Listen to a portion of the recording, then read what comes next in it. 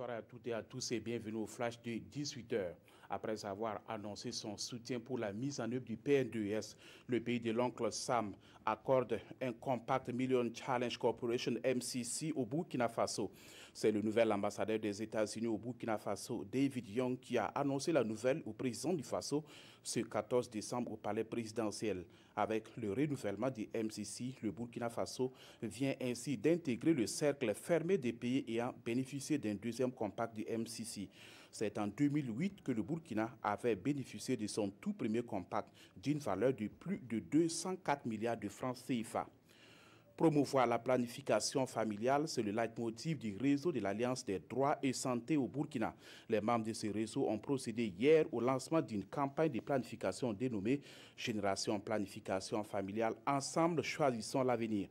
La campagne vise à informer et à sensibiliser les jeunes, notamment les filles, sur l'importance de la planification familiale et les risques liés à l'avortement.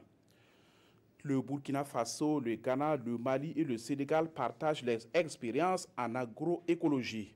C'est à Fadan Gourma, dans l'est du Burkina, que ces pays se sont retrouvés à l'initiative de Grand Wells International, un organisme qui œuvre dans le domaine de l'agroécologie en Afrique de l'Ouest. Il est question pour ces pays d'élaborer un plan stratégique pour la période 2016-2021.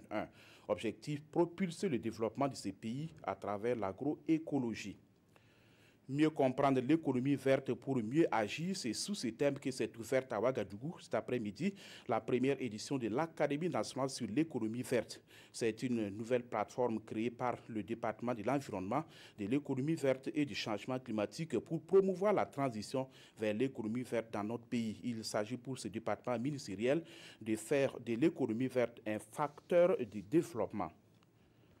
À Alep, le cessez-le-feu n'aura pas duré bien longtemps.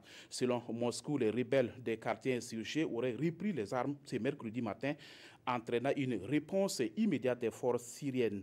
Cette résistance pourra durer 2 ou 3 jours selon Sergei Lavrov, le ministre russe des Affaires étrangères. La reprise des combats intervient au moment où devrait commencer le processus d'évacuation des civils sous le contrôle du régime syrien.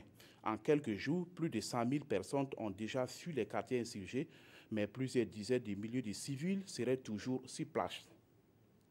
Le flash qui s'achève, merci de l'avoir suivi. Passez une excellente soirée en compagnie des programmes de la RTB.